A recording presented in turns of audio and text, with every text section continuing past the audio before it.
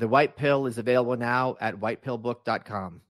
This episode is brought to you by Patriot Gold.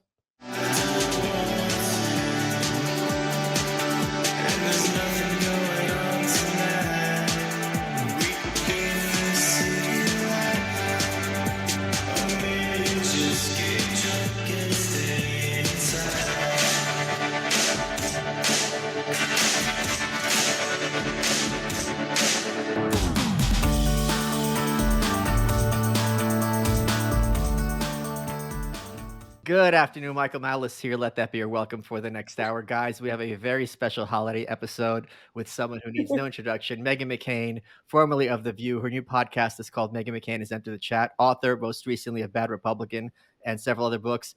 Meghan, thank you so much for taking the time. I know you've been sick to join the show. I have so much to ask you about, like, I don't even know where to start. But I do want to start with The View. First of all, go ahead. Thank you for having me. Oh, okay. Well, thank you for having me. I just want to start with that. Okay. And I also want to start with, I know some of your fans are going to like mutiny because you're having me on your show and because we're friends, and their heads are going to explode and they're going to be so furious and yell at you. And so thank you for publicly still wanting to associate with me, because we've been friends a long time and I adore you. And I know your fans are just so angry about that, but you're such a good guy, and I'm so happy to be here. Well, if there's one thing I really try to avoid, it's upsetting people in the audience. That's really the thing I hate the most. It's really so. Let's talk a bit. Let's just talk. There's a lot to unpack here. First of all, you and I have been on panels together several times. I've been on your radio show. We don't agree on politics. You say your piece, I say my piece. We move on. The audience can make their own decisions, right? But I grew up on watching pro wrestling. I don't know if you grew up watching it as a kid as well. And pro wrestling had this very, and I'm getting to The View with this, pro wrestling had this very kind of fake scenario where you had the good guys and you had the heels, right? The bad guys. And the best heels were the ones who the audience really, really hated. And they got all worked up. They're like, oh my God, the honky tonk man, he's the worst. Oh my God, I want to kill his family. And it really seems to me that your role on The View was to be the bad guy, that you were there to be kind of an object of derision and to get what the term in wrestling is heat, that the more drama there is, the better it is for the show. Did you feel that that was how you were hired to be? And at what point did you realize that that was the plan? Well, it's weird that we're talking about The View, because I don't know if you've seen anything that happened today. Have you seen anything that happened literally this morning? I've not. So this morning, I was picking my daughter up. Well, it's this afternoon, I guess. I was picking my daughter up from school, and I had a few friends text me that Anna Navarro had compared me to Hunter Biden and said on air that, or alluded, she didn't use my name specifically, but she said co-hosts that have been here, you can watch the clip, that I had basically done the exact same thing Hunter Biden has done. So wait. apparently, hold on. Let's break this down, Meghan. Let's break this down. Have you ever smoked crack? I have not. I have not. Is there a laptop full of like 100 like naked pictures of you? Have you ever slept with any of your siblings' spouses? God, no. No. And I've also never worked as a lobbyist or done anything with lobbying or anything illegal, obviously. And I've never been accused of a crime that I'm aware of. And I'm pretty square. So she said all this on the show, and I am talking to my lawyer as soon as I get off with you about if I have a lawsuit. Oh, so wow. Because I'm being accused of crimes on ABC News. Yeah. And it's serious. But I have not. But I mean, my question to you is, do you think that anyone can take that seriously to compare? Well, I mean, maybe she's saying that Hunter Biden did nothing wrong, so you did nothing wrong. So maybe it's the other way around. Like, even if it's, and I've not talked to, I've only briefly talked to my lawyer. I have a longer call this afternoon, but, it may not go anywhere. I may not do anything, but I can't go like a week without something being said about me on this show. Literally a week ago, someone else said something on a podcast about me that hosts the show. And the thing about The View is that I didn't know when I signed my contract with ABC that this is forever. That for the rest of my life, I'm going to be like bullied and yelled at and abused and brought up years. I haven't been on that show in years. Yeah. And I, as you know, like I'm just trying to live my life, host my own new podcast. I've got another project coming out in the future in January and raise my daughters. And I just didn't know that when I signed to do this show that I have to deal with like these crazy old people just yelling about me all the time. All the time. I go whole swaths of time without thinking about them, Malice, like whole months without thinking about them, thinking about the show or anything. And apparently I am just on their minds every day.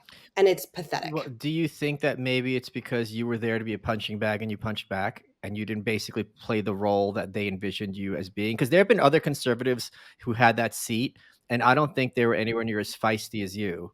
And I think that kind of put them back on their heels because, again, that role is to kind of be demure and kind of be slapped around to show the audience that Republicans are basically a joke. I mean, the question is, I mean, I am very feisty in general, as you know, and again, maybe I was very naive when I started working there, but I thought that you were supposed to show be a role model and be like a avatar for conservative women in America. And I thought you should, be hard and strike back. And I'm a good debater. And I thought that's what I was hired to do.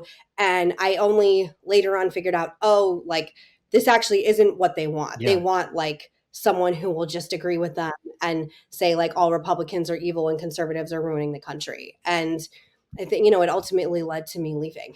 I love that I'm about to be. You're so fascinated. I'm so what? Like you're so fascinated by The View. It cracks me up. You're so fascinated by The View. It cracks me up. I'll tell you exactly why I'm fascinated by The View, because I regard it as the Karen mothership, and that leads exactly to my next question, because Noam Chomsky, and I love that I'm quoting Noam Chomsky to Meghan McCain, makes the point that the way to control a population is to have strictly limited parameters of debate and have intense debate within those parameters, right? So instead of the range of debate being like 1 to 10, it's between 5 and 6, and you're arguing really hard between 5 and 6, and 7 and 4 are not on the table. You were the closest thing on The View to a Trump supporter, and yet you obviously very publicly denounced him at your dad's eulogy. But if you look at The View, if you're coming from another planet, the range goes from defending Venezuela and saying that Maduro isn't a dictator, he's not a socialist, he's a dictator, to Meghan McCain as the farthest right. I'm going to talk shit about Trump in my dad's eulogy. So that is the image that is presented to the View audience. And Karen, who is Karen decides elections. So the View is directly programming Karen, right? So if you have The View, you are really punching above your weight in terms of where this country is going. And I think they're doing this very intentionally, and I think it's a very malevolent show. And I had Alex Jones on a couple of weeks earlier. Do you think it's possible The View is a psyop to encourage people to repeal the 19th Amendment? No, I don't think so. I honestly don't think that just from working there that they're that smart. Okay. Like it's a very disorganized place too backstage, and it's very chaotic. And I think that's giving a lot of people that work there a lot of credit that they shouldn't have. I do think that there is like when people always like they will say like it is kind of a rigged show in the sense that I think one of the things that is the best way to describe how like it's produced and how it's done is at night all the hosts are given hot topics to choose from. So you're like sent news articles that you want to talk about the next day. And whoever the hosts choose, like whatever they choose, the majority chooses is the topic of the show.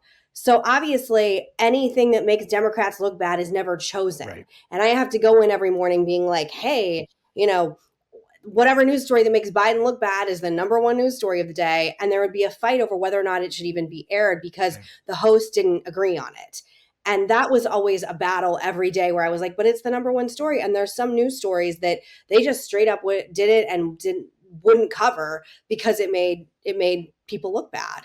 And I don't, it's under ABC News. And I don't think that's totally ethical. Yeah. So, but I hope you don't just want to talk about The View the whole time, but I understand why people are curious. No, that was actually I wanted to pivot to the next thing, because one of the things, you occupy this interesting place in politics. So you obviously grew up around politicians. Your dad was a kind of an emblem of a certain wing of the Republican Party, but you've very publicly like denounced people who in other contexts would be regarded as kind of members of the McCain wing or moderate members of the Republican Party. So I wanted to ask you just about your public statements. Like, you at one point were very much like, Mitt Romney is nothing like my father, and yet for many people, like 2008, 2012, were basically the same candidate. Why did you say that, and what would you regard as the distinction?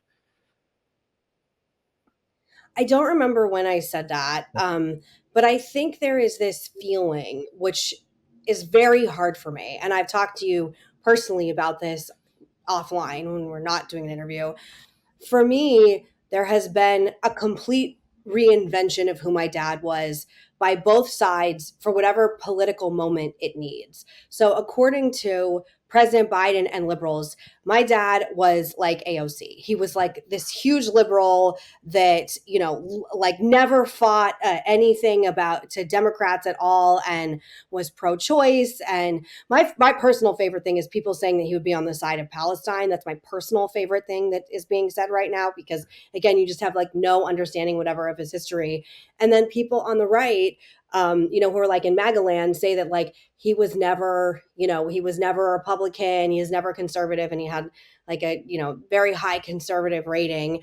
And it is hard emotionally for me to see so many politicians use his image and his legacy for their own political benefits. In a fucked up way, it shows how amazing his legacy is and how strong it's been for so long. I don't know who's walking in, but I'm doing an interview. Hi. Hi, I'm so sorry. No, hello. Hello, Malice. Hi. You're the right Hi, show, she just did her Liberty. Christmas pageant. Just give me one No, please. second. Just hang on just 1 second. Oh my God, yes. So sorry. That's so Okay, cute. can you come back, please? Can you come back, please? Hey, thank you. Mommy's doing an interview. I'll be right back, okay?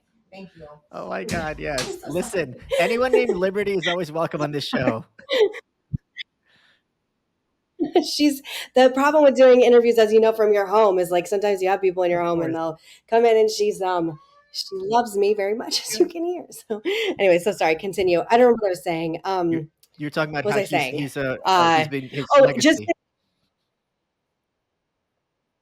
yeah, it's just depending on who you talk to, my dad was whatever they want him to be. And as his daughter, it's hard, and it's hard for me to constantly be fighting with people where I'm like, no, he actually was not like that. And he didn't say that. And I think the thing that offends me the most is when people act like he was really like precious and like, inoffensive. Like had like a mouth of a trucker. He had a very like spicy reputation. And he was not this like demure statesman all the time. And I think he would be sort of offended that that's a lot of the ways he's been, portrayed by different people. Does that make Of sense to you? course. The other one I want to ask about, and this is Mhm. what's interesting to me. So, like we said before we start recording, um, in the same way that for boomer cons, like AOC is like the boogeyman, and they're obsessed with her, and they always talk about how dumb she is, so and so forth. For like a big percentage of social media, like you're like the worst person on earth, and it's really interesting to me because no matter what your views are, No, you're not in office, and someone who might have similar views than you, who in my opinion should be getting that type of hate, is Lindsey Graham, who is very much has this interventionist foreign policy. But you went after him as well. Can you talk about that dispute? I did. So that the everything with Lindsey Graham is very personal, Okay. and it's quite painful. And I'm happy to talk about it, but it's as personal as painful. I've known Lindsey since I was like 12 years old, very young. And he was a very close friend of my dad's, and he was always like, sort of campaigning with him. He was around a lot socially. I knew him very well. And then after my dad died and he started going like sort of full MAGA, things were obviously uncomfortable between us, but I still maintained a relationship. And then about, God, 2 years ago, around 2 years ago, when my book came out, I talked about how I didn't understand how or why Ivanka Trump showed up and Jared Kushner showed up to my dad's funeral, which I still think is bizarre and distasteful. And if the situation were reversed, I would never go to their dad's funeral when he died. And it's just weird. Our families hate each other.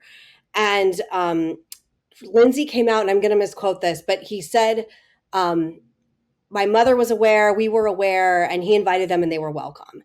And I was like, you don't speak for me. You're not a member of my family. You can't take my agency and my feelings away from this moment just because you want to like kiss Trump's ass and like cover for Ivanka and Jared. And we haven't talked since. Oh, wow. And I was shocked that he gave an on the record comment to the Wall Street Journal and Washington Post. I can't remember which one, but I was really shocked that he did that and said that just because I thought we were friends. So I don't really have space for him. And I think he will be whatever you want him to be, depending on what's popular in politics. My favorite Lindsey Graham. Do you like him? Folks, whether your New Year's resolution is to save money, eat better, or stress less, HelloFresh is here to help you do all three. Say hello to your most delicious year yet with fresh ingredients and chef-crafted recipes at a price you like, delivered right to your door. Each HelloFresh box is packed with farm-fresh ingredients. Everything arrives pre-portioned right to your door. Less hassle, less wasted food. Don't let recipe boredom strike because HelloFresh has more options than ever before. Dig into their biggest menu yet with over 45 dinner options to choose from weekly and even more market add-on items that suit any lifestyle. This time of year, everyone's looking to revamp their eating habits, so look to HelloFresh's wholesome, health-forward options like over 30 calorie-smart and protein-smart recipes each week. HelloFresh were very smart because they sent me some free stuff, and we cooked it up, and it was delicious. Fact. Go to HelloFresh.com/YourWelcomeFree and use code YourWelcomeFree for free breakfast for life. YOURWELCOMEFREE. One breakfast item per box while subscription is active. That's free breakfast for life at HelloFresh.com/YourWelcomeFree with code YourWelcomeFree. HelloFresh is America's #1 meal kit. My favorite Lindsey Graham story is, I'm about to tell you what my thoughts on Lindsey Graham. During the 2016 election, when he was running for president, Trump gave out his phone number at a rally. He goes, Lindsey's always, and it was his cell phone number. He goes, like, Lindsey's calling me for support, and now he stabbed me in the back, whatever. Call him, tell him what you think. And then there were headlines because Lindsey Graham took his cell phone and smashed it with a baseball bat. And the headlines were Lindsey Graham trolls Trump. And it's like, you broke your own phone and you didn't change your number. Like, how is this hurting Trump?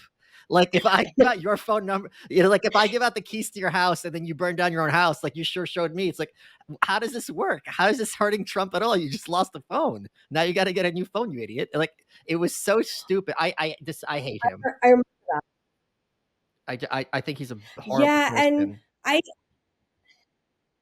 why do you think he's a horrible person? Well, let's get into this because this is a big political issue where I think you and I see things differently. Let's kind of like talk about this.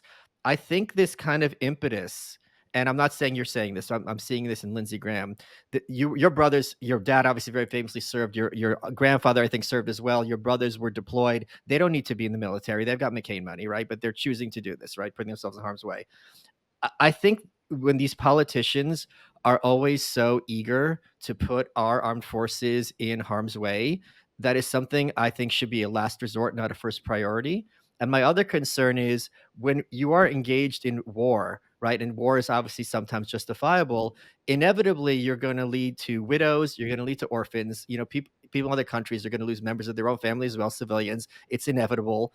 And I think the less that happens, the better. Now, that might be a little naive because, obviously sometimes you don't have a choice, but it really feels to me that Lindsey, and I think to some extent you, and please correct me, let's discuss this, have this vision of like America as the world's policeman, but like sometimes the cops aren't the good guys, and certainly they don't seem to be the good guys. So I think a lot of times that will cause problems in terms of America's status in the world. I'd love to hear your thoughts on that. I think Lindsey's the wrong messenger for a lot of things. I thought he was the wrong messenger for anything related to abortion. I think he came out for, nationally banning abortion, I think after 10 weeks or 15 weeks. And I just thought like a childless old man who's never been married is like not the right. I think we should have like a woman talking about that, like as a pro-life woman. So I think he's a bad messenger in general. When it comes to foreign policy, I am quite hawkish. I do think when America doesn't lead, the world suffers. That being said, I don't want to completely speak for my brother Jimmy, but he would be comfortable with this. My brother Jimmy deployed when he was first time when he was 16. My parents signed like a form that he could like enlist in the Marines before 18. And I was 19 when he first deployed, and it's still one of like the worst days of my life because I basically thought that he was like going to die. And anyone who's like been to Camp Pendleton and like put a family member on a bus to war, like it stays with you Of forever. course. And he's very libertarian in his foreign policy view. And again, I don't want to like completely speak for him, but he, um, you know, thinks Afghanistan was a mess. He thinks like the pullout was a mess. And being around soldiers like my brother and hearing their perspective has, I wouldn't say completely changed my perspective, but it certainly does like elucidate your opinion on things. And I just try and take each foreign policy situation by situation. I don't try and like blanket it.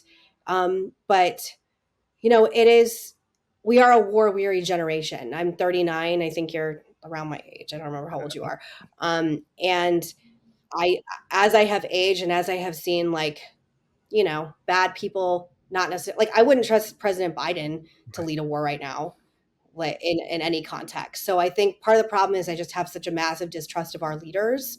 But my like, I guess my like innate ethos from the way I view the world has not changed, and the Okay. way I view America's role in the world has not Well, I changed. I Does that I'm make I'm glad to that hear that. sound? I'm glad to hear that because a lot of times, like, something like the idea of Iraq on paper is we're gonna come in, there's no dispute Saddam is an evil dictator and genocidal against his own people, and that he's in hell right now, that's not a question, but it's kinda like the underpants gnomes, we have step 1, and step 3 is a prosperous Iraq that's, has civil norms and so on and so forth, there's kind of rule of law, but that in-between stuff is often kinda hand waved away, and I think that's the devil is in the details. And a lot of times, I think almost inevitably, it almost ends up being.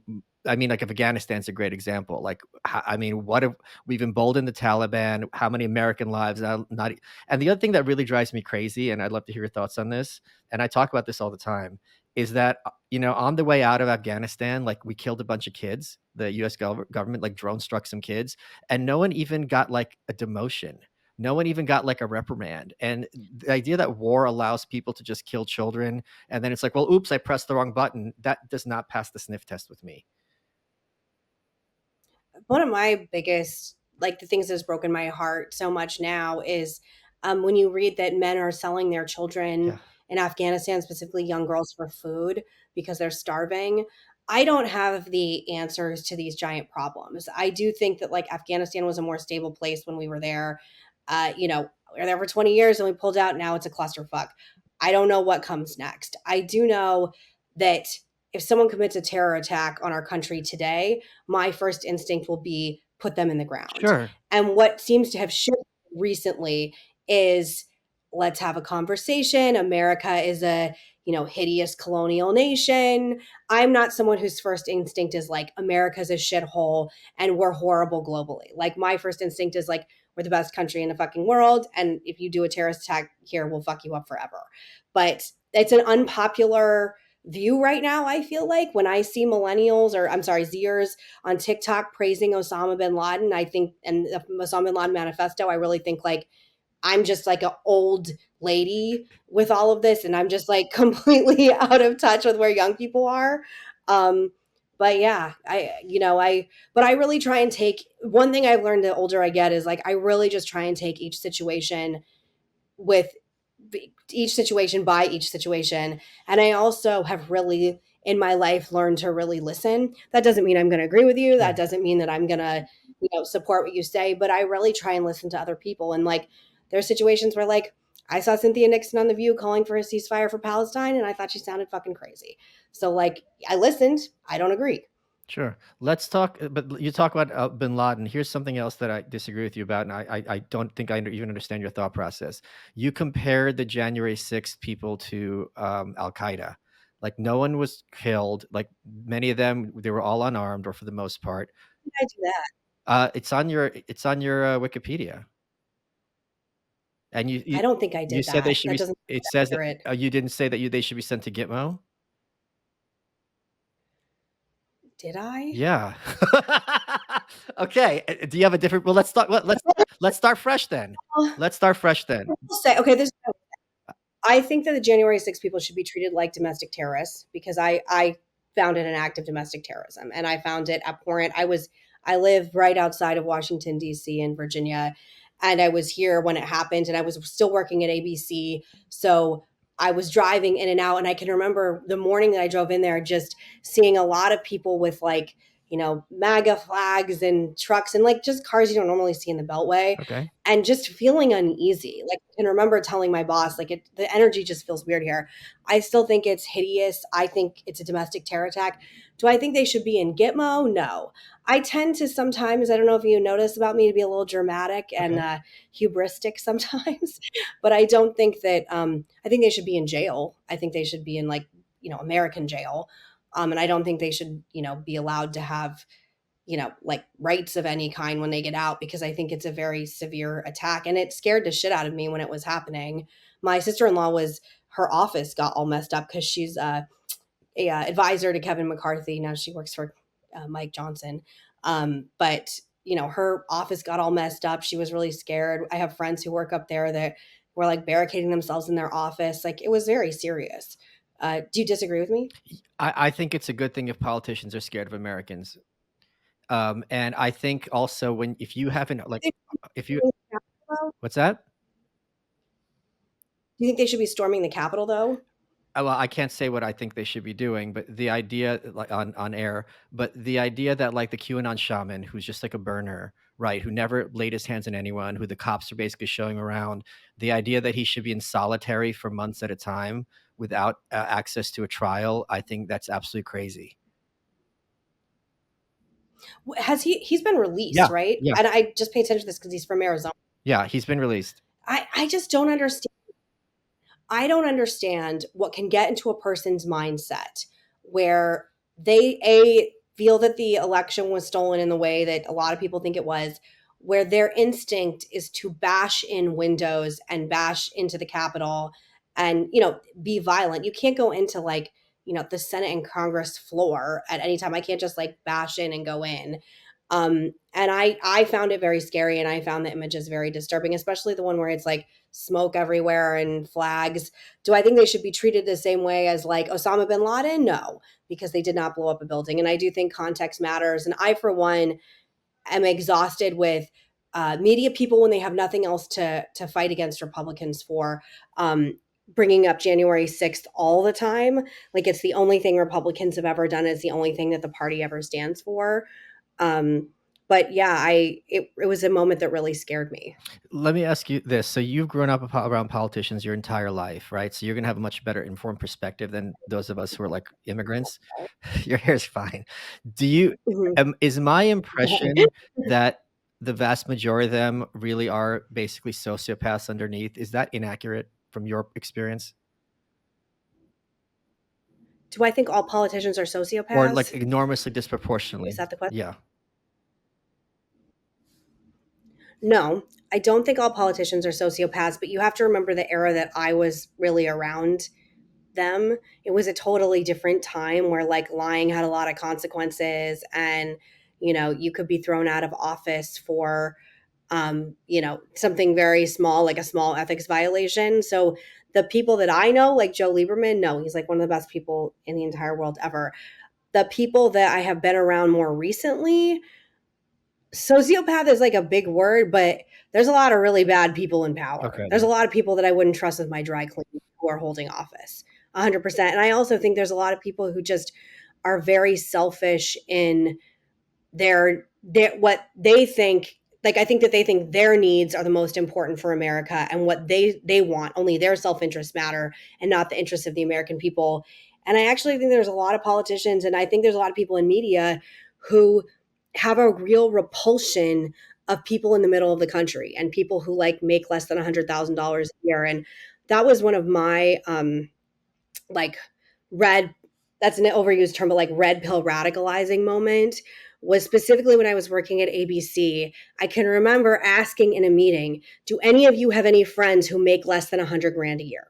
Anyone? Like, is that something, because it's so important, at least for me, because we can get so isolated in our bubbles, to know, what Americans are thinking, I'm sorry, my hair is just like up everywhere, like what Americans are thinking, what they're feeling, how Americans are, upset about inflation. And there's a lot of people you see on TV who want to act like inflation isn't happening, it doesn't exist, that people aren't hurting, that people aren't angry, that people aren't upset. And I think there's a lot of politicians that fall into that as well.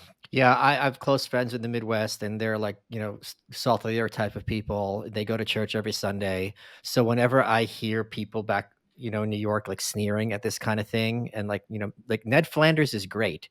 Like if all our neighbors were Ned Flanders, we'd have a utopia. Okay, he's kind of a dork, but like if that's the worst thing you could say about somebody, like this person is basically an angel. So it really enrages me, this kind of urban sneering at like flyover country, and this kind of idea that they're somehow beneath you with your like city, like crime and degeneracy and everything else. It real like I don't let that mask slip and show my like rage, but it's something that it really hits close to home and bothers me a lot.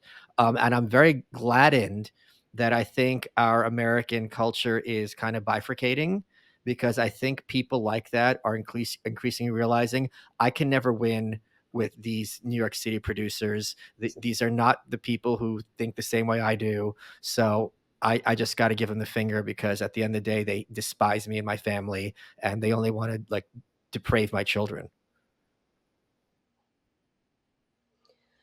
Yeah, I mean, I don't really understand how it's gotten quite this bad, because when I first started in media, which was like a very long time ago, I God, when I was like 22 and I was an intern at Newsweek magazine, there was a push and an understanding that, like, even if we disagree with this group of people, we still have to talk to them and learn what they want, what they're upset about, what they love, and report on it.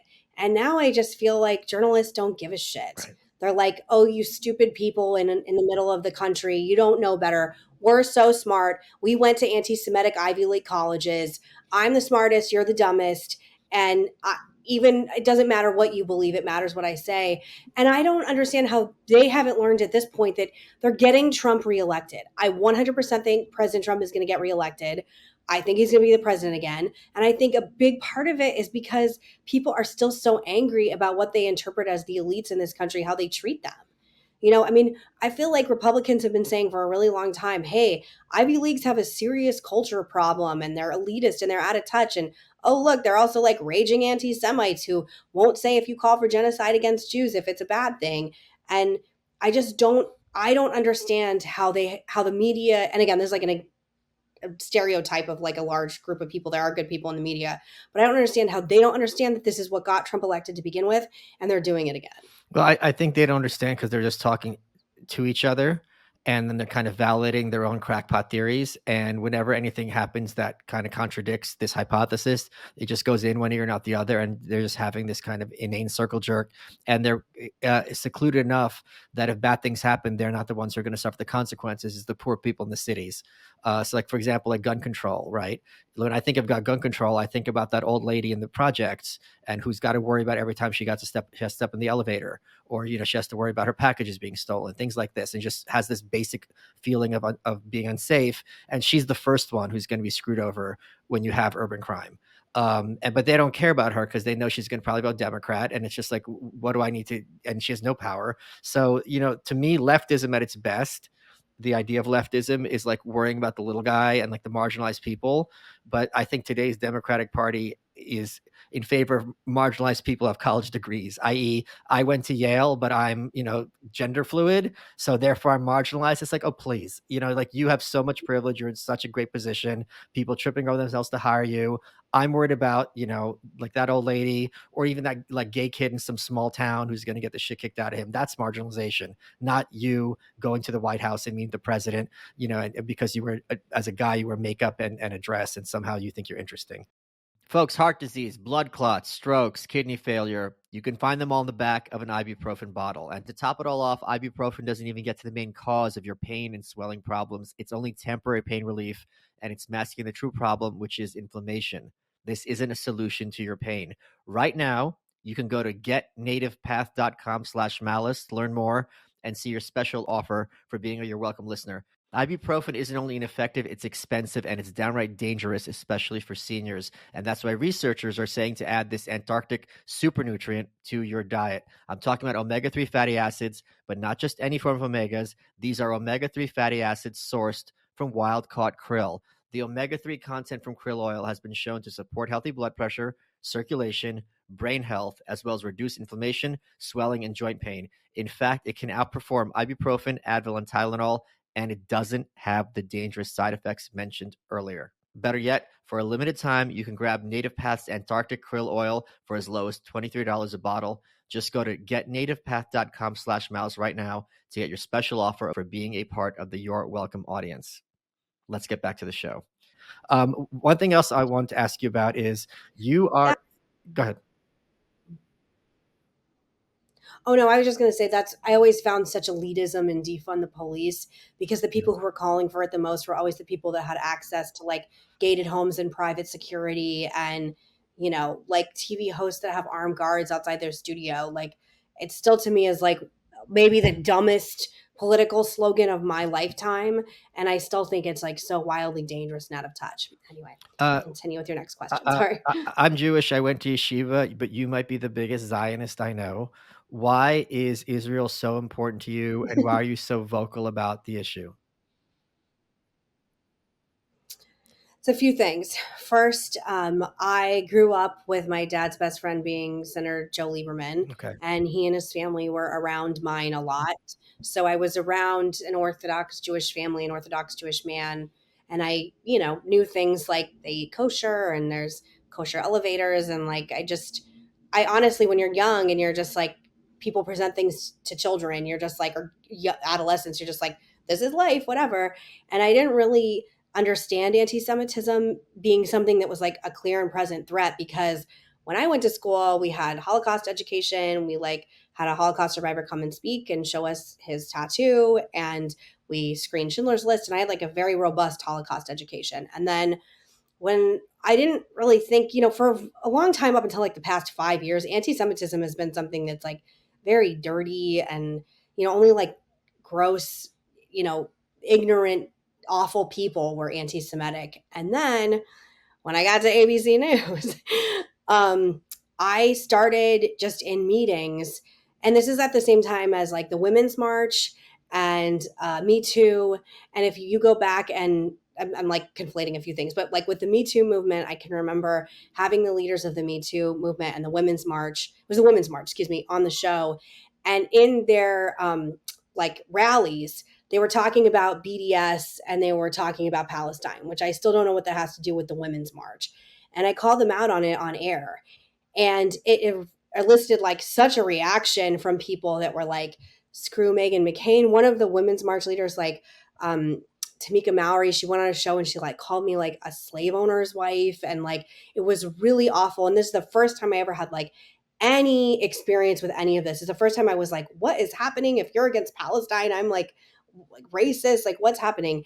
And my education in like the realm of anti-Semitism, specifically on the far left, grew very fast. And I can remember hearing in meetings people saying like the occupation of Palestine. And the first time I heard it in a work situation, I was so shocked. Now it's commonplace. People say it all the time, but like go back 5 or 6 years ago, it wasn't like the way it is now. And I was like, so shocked and taken aback. I was like, there is a real anti-Semitism problem in media, and there's a real anti-Semitism problem in these movements. And I feel like I was just one of the first people to see, or the first people in like, had a big microphone to see what we're all seeing now. And I think one of the reasons I became a big voice is I just found the hypocrisy of people who can always stand with Black Lives Matter and women's and Asian Lives Matter and all these other groups. People easily stand with that. And when it comes to Jews, there's a lot of silence. People don't feel comfortable speaking out. It's complicated. It's a complex issue. Answering in front of Congress, if you think Jews should be victims of genocide and completely eradicated, the answer is it's complicated. I bet if you ask them about any other minority group, there's an entirely different answer.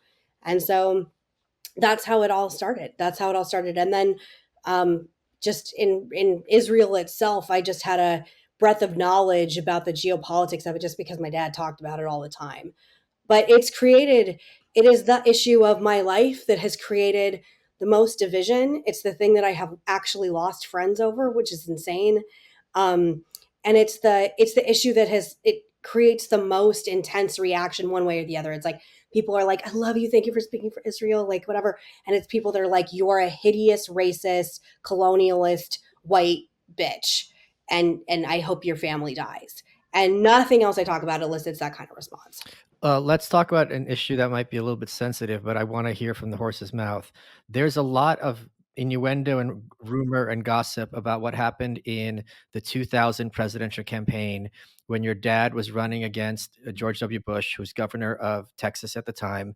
Your sister Bridget is adopted. She's Bangladeshi. And apparently, again, there's like 8 versions of this story. There were phone calls, apparently, allegedly from the Bush campaign, saying John McCain like adopted a black kid and you can't trust him and blah blah blah. Can you break down what actually happened, if you know who's responsible, and what that was like for you and your family? Sure. So this is my recollection, and I was 14 at the time. So just keep that in mind. The first time I ever heard about this, I was as a freshman in high school, and I was pulled out of class I went to an all girls Catholic school, and I was pulled out of class by a nun, and she said something has happened, and you need to know about this, and she said that there are rumors going around that your dad. It's not that he had adopted a black child; it's that he had an illegitimate black child with a prostitute. And that was the rumor going around in politics and in South Carolina. And obviously, I was young and confused and upset. And I started crying and I didn't understand. And I had to talk to my parents, obviously, about all of it. And I was very confused. And to put context to this, when my dad was running for president in 2000, he was a very surprise success. He won New Hampshire, I believe, by like 19 points and beat President Bush's ass completely because President Bush had all the money. He was a Bush. He, was a industry party favorite. And my dad was not supposed to win. And then he won with really big numbers in New Hampshire. And so going to South Carolina, it was going to be like battle between him and President Bush. And, the lore of politics, this story is like people ask me about this story actually, like I wouldn't say frequently, but like at dinner parties after a few glasses of wine, people always ask me about this because I think it has become this like such a dark Yeah. story of dirty politics. My understanding is that Karl Rove and people on President Bush's team, and again, this is my understanding of what happened, and I think they have always denied it, did a sleeper campaign where they sent flyers out and made phone calls to people where they said that my dad had a illegitimate black child with a prostitute. And my sister Bridget, who is very media averse, doesn't do interviews, doesn't like politics, lives a very wonderful life in Phoenix, Arizona, and has like a house and friends and like a fully formed, she's like much healthier than I am in any way.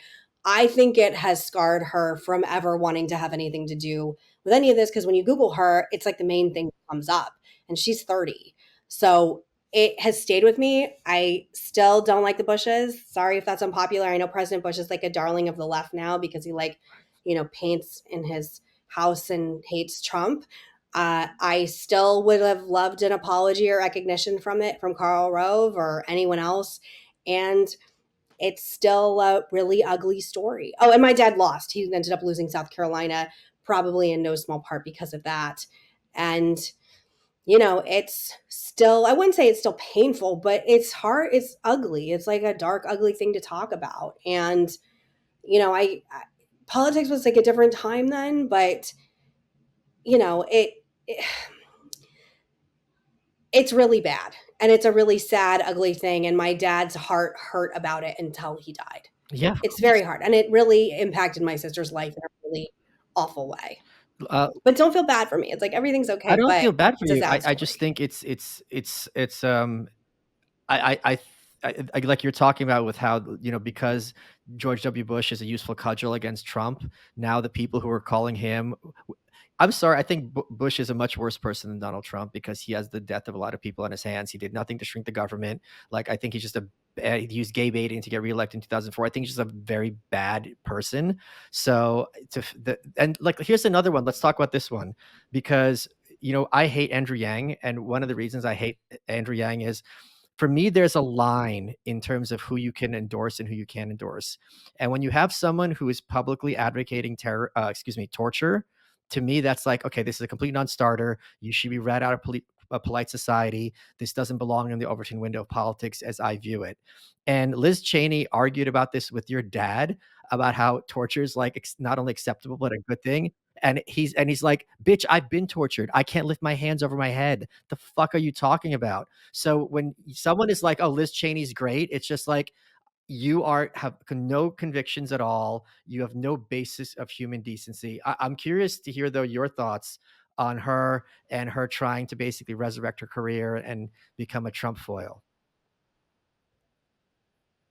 So, I remember that with Liz Cheney, and it's a very, if anyone watching wants to like do a little political history deep diving, it's a very weird moment when she was advocating for torture, the United States, America to torture. No one was more against torture than my dad. And I think because he knows it didn't work, that people lie. They just break and they'll lie. And obviously it's, inhumane. And like you said, he had very serious war injuries. People sometimes when they were around him, I don't think realized that his body just looked and worked differently. Like he couldn't raise his hands over his head. His right knee didn't bend. He walked with like a like a limp a little bit because his knee didn't bend. And I think sometimes people like didn't register that, and sometimes I had to explain. And they'd be like, "Oh, did he hurt his leg?" And I was like, "He did a very long time ago." Yeah. So yeah, I always thought it was gross.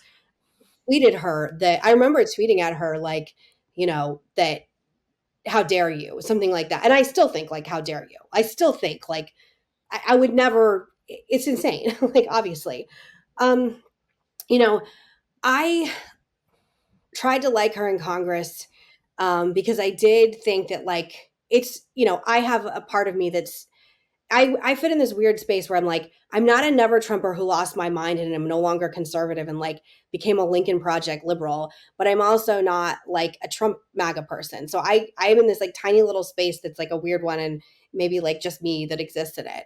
So I really wanted to like her because I do think there's like valid criticisms of President Trump that we should talk about and that should be held. And I don't think that everyone in Congress should be like kissing Trump's ass in order to have power. I find her book tour now um disingenuous. I don't I we are all living in what I feel like is very dark kind of apocalyptic times. I'm doing the best I can with the situation I'm given. There's a lot of Trump supporters in America. I live with that.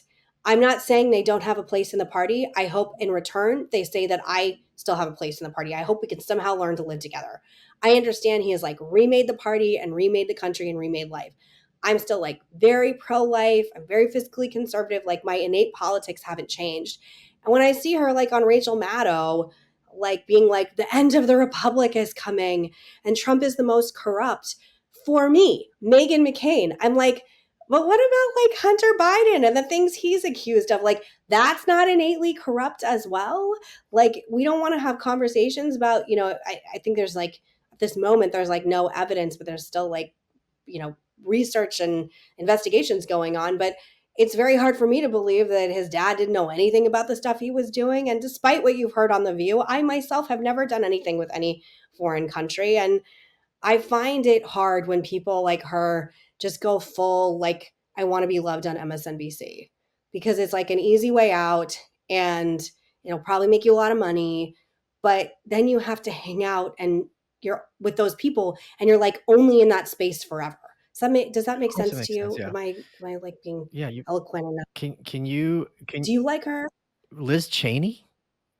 I think she's the worst of the worst, probably. I'm guessing. I think Okay. when her dad, Dick Cheney, who is not exactly a spring chicken, if he's in a position to come out for gay marriage and you have a lesbian sister and for political reasons you're against it, and then a few years later you're like, oh yeah, oh I realize I'm for it. It's just like either keep your mouth shut or stick to your original position. Be like, you know what, my sister's a lesbian, I'm still against it. Like this is something that contradicts my faith. So if you're that willing to play politics and throw your whole family under the bus, I can't put anything past. And if you're advocating for if you're publicly advocating for torture and arguing with someone who has been tortured and has the consequences of it as an adult decades later, you are pure evil. And you also look like Miss Piggy, but that's kind of irrelevant to the whole situation. Can you? I look like Miss Piggy. No, listen. I'll always say I look like Miss Piggy. Q, Um, Q, I just want to say one more yeah, thing on it too.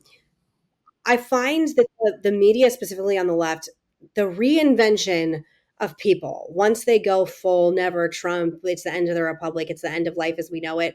I find that of disingenuous course. too, that you can just like become a CNN commentator really quickly. And I don't understand why they so easily forgive if you and I are not forgiving.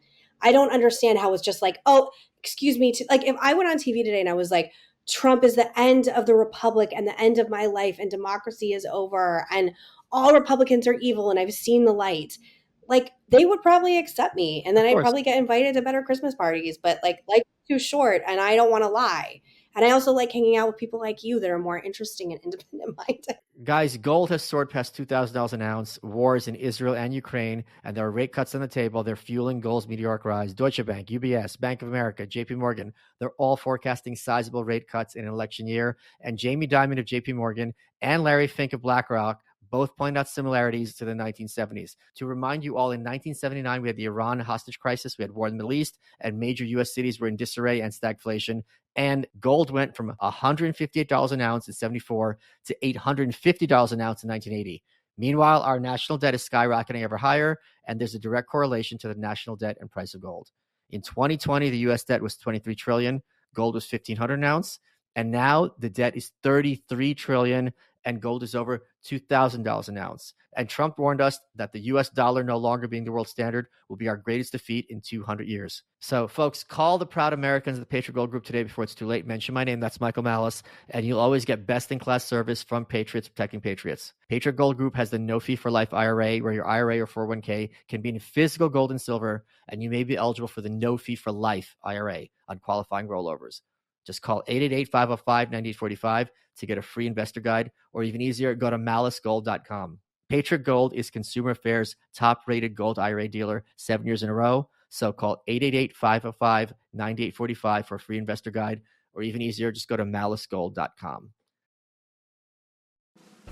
I'm Walter Masterson. And I'm Maximilian Clark. And we're basically journalists. No, we're not. Well, we do travel across America and interview people. Yeah, using God to solve murders, and it's proven communication. Tell me everything about that. But we also dress up like extremists and sneak into their protests. I care about children. That is why I pay my court-mandated child support. Well, that's undercover journalism. Okay, and that time we pretended to be Trump's legal team during the indictment? Trump loves America. He considers us all family. That's why he's always asking us for money. Okay, so we are not journalists.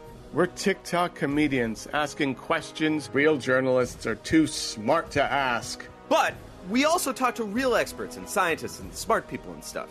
And make fun of them.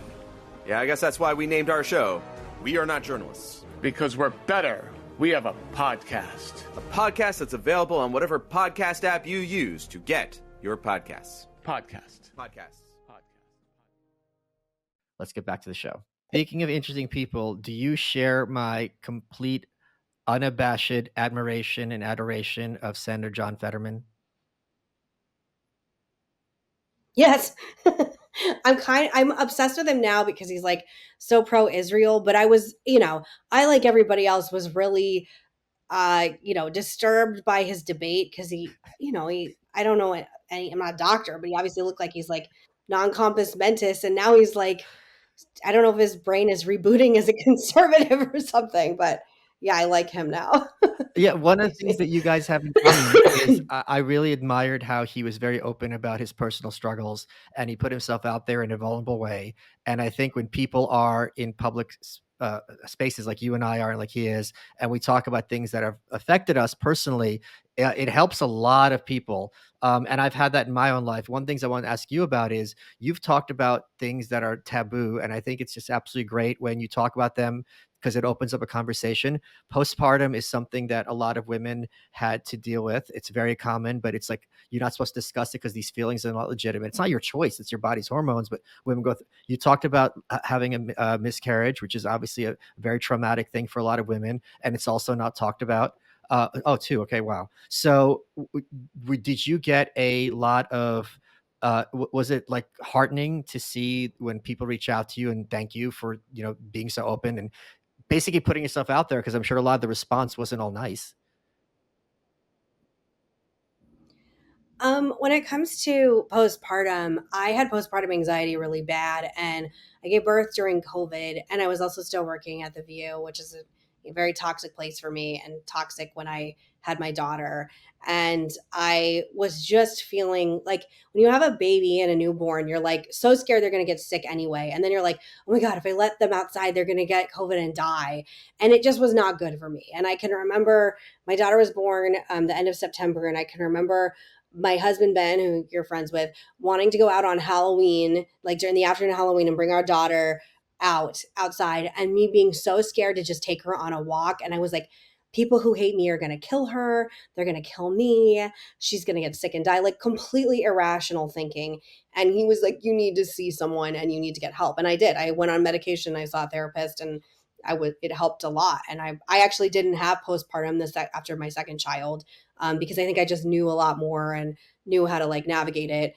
And when it comes to miscarriages, I had a miscarriage right after I went on Seth Meyers. Oh, I went on wow. Seth Meyers, and if anyone ever, it's the worst. Going on Seth Meyers is one of the worst experiences of my life, which sounds dramatic, but it's because I went on, I had this really horrible appearance where I'm basically getting yelled at for, he like basically accused me of being like Muslim phobic against Ilhan Omar and I think Rashida Tlaib. I don't remember. And I like wouldn't budge on it. And he was just like, he was like, if you watch it, he's like lecturing me. He's like, we need to be careful about how we talk. And I was like, I talk for a living. Like, I don't know why you're talking about this. It's a horrible, horrible experience. He made me very uncomfortable off camera as well. He's actually the only man on planet Earth. I think if I were like in a room with Seth Meyers, I would have to leave. Like I have a lot of trauma connected to him. And then I found out, and I cried and cried, and I was newly pregnant. It was the first time I was pregnant, and I was like just trying to deal with everything, and very, I had morning sickness and all this stuff. And then the next day, I had blood work taken, and my doctor told me I was having a miscarriage, and it wasn't going to happen. And I was convinced it was because I went on Seth Meyers and had such a bad experience. And I was like, women like me don't have kids because I'm so controversial, and like, I can't have any peace in my life. And it was really one of the worst experiences of my life, confounded with the fact that my husband got drunk and went on Twitter and said Seth Meyers only has his late night show because he gargled Lorne Michaels' balls. And that got exploded all over the internet. And I wasn't actually with Ben at the time. He was in DC and I was in New York, and he was obviously coming when he found out what happened.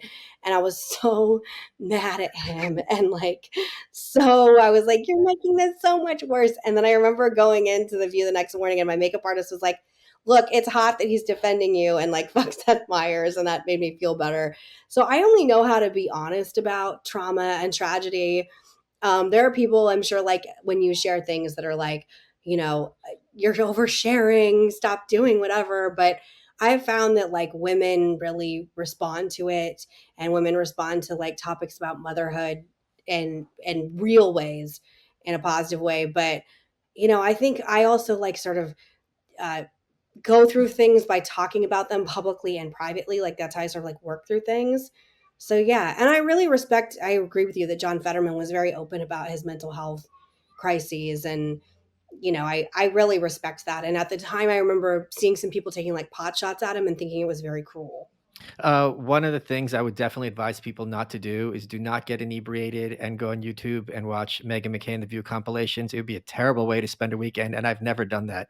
And I definitely didn't need to know about it. And I definitely didn't need to know about your bras, like talking about oversharing. But one of the things I do want to ask about in this, what's that? Is that wrong? Do you like take what? Did you like get stoned and do that or something? I feel like you told me you did that. Maybe I'm wrong. I'm a straight edge. I've never been under the influence of anything. What I wanted to ask you about though is there's obviously these compilations of you bringing up your dad, my father, my father, my father. You tweeted it out and kind of as a tongue in cheek and owned it. God.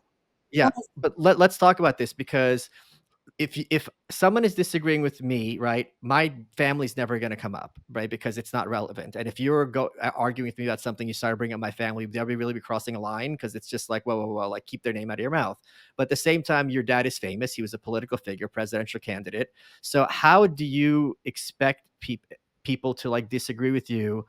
And how do you not take it personally? Because at the end of the day, if someone's going after your dad, or your mom, this is your family. So you're going to, at the very least, I would think, be a little sensitive about it. Like, what's that space like supposed to be for them from your perspective?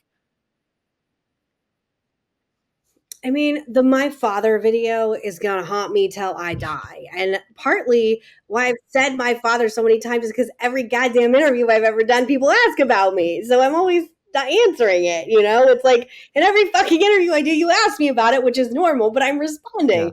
Yeah.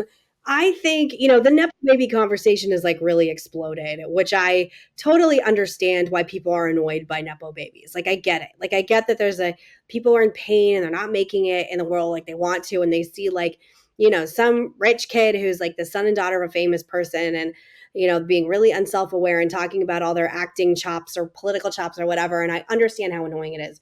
I'm always like, just say, I was born on third base. I had a lot of opportunities given to me because my dad was super famous and I did what I could with it. But I have had a long career in media and Chelsea Clinton has not. It doesn't automatically mean that you have a successful career. I will also say that it is at a certain point, I want to know, do I get to have it stop saying to me when he's been dead a decade? Because my dad's been dead 5 years. And I thought maybe Nepo baby would stop because he's not helping me with things in the afterlife. And that's the part that I think is so weird. We're like, your dad. And I'm like, who has been dead for 5 years? And I also think that there's just a lot of people who make Nepo babies look bad. But I get it. I really get it. Like, I really don't like Brooklyn Beckham and I find him very annoying and I find his videos very annoying and I totally understand it. But yeah, every single thing I do, every fucking thing I do in any space, the answer is my father, my father, my father, my father, my father. And I'm like, I know, but you said, what are you supposed to do? Get in a time machine and like have like your dad not like have sex and create you? Like that made me laugh when you told me. This is my favorite story about your dad. Okay. I love this. And it's a positive one. Okay. So there was this, are you a Simpsons fan? Okay.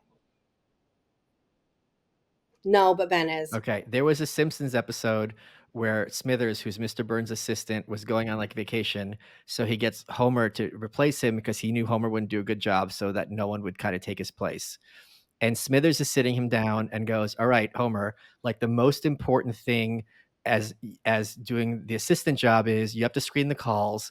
And when Mr. Burns' mom calls, make sure she doesn't get through. And Homer's like, Mr. Burns' mom is still alive. He goes, yeah, he's never forgiven her. He's never forgiven her ever since she had an affair with William Howard Taft. And Homer's like, Taft, you old dog. My favorite thing is that in 2008, when John McCain, who was the oldest person running for president ever at that time, his mom was still alive, Grandma McCain, and she's on TV calling Obama like every word of the book. And John effing McCain, like senator, war prisoner of war, you know, military man, has to get on the phone and be like, Mom, you're really fucking my shit up. The only thing that's similar to this is that Roseanne's mom is still alive and she still has problems with her. And like, you're 70. Like, when does this stop? So is your grandmother, is she still with us? I'm assuming. What does Roseanne's mom do? They just have beef. My grandma died my grandma died 2 years ago after my dad, and she was 108. And I remember all of that well. She too had like a very strong opinions and didn't like Obama at all, and also really hated Mitt Romney and had a lot of nasty things to say about Mormons. If you again want to do like a deep dive into my grandmother. So yeah, and she's a wonderful woman who, again, 108 is like unfathomably long time to live. So yeah, I don't know what else to say about my grandmother. I do remember that. Was there like it makes me feel a little better. Go ahead. Was there like a little bit on his heart, like, God bless her, at least she's still with us and still punching, you know what I mean? Even though she's fucking my shit up. I think people are very forgiving of people that old, you know, because I think she was like in her 90s at the time. And people are kind of like, you know, and she was very active in things. So I think people were just like, you know, everybody has a mother, and like my uncle's done some really weird things. Like, you know, everybody has wacky family. But I loved my grandmother. She was an icon. Folks, I encourage you to head over to malice.locals.com where Megan will be taking questions from supporters. Megan, we're running out of time. What has been your favorite part of this interview? Oh, I've just had such a good time talking to you. And I am very worried about your reputation with your fans now that you're exposed, that you'll interview me and that we're friends, because you're just going to lose, I mean, millions of followers now. They're going to be like, fuck you, fuck Megan. You're friends with that establishment princess of Arizona. They're going to go fleeing for the hills. So I think you're more fucked than I am with this interview. But really, thank you for having me. People don't know this because you do have like a very intense public persona, and you're very intense, and you have a incredible podcast, an incredible breadth of work. You are the kindest, most emotive, sweetest. I adore you. And Ben and I are so lucky to be friends with you. And I'm so glad I met you so many years ago now. And you're just such a joy. And I am probably ruining your whole life and career by saying that. You are welcome.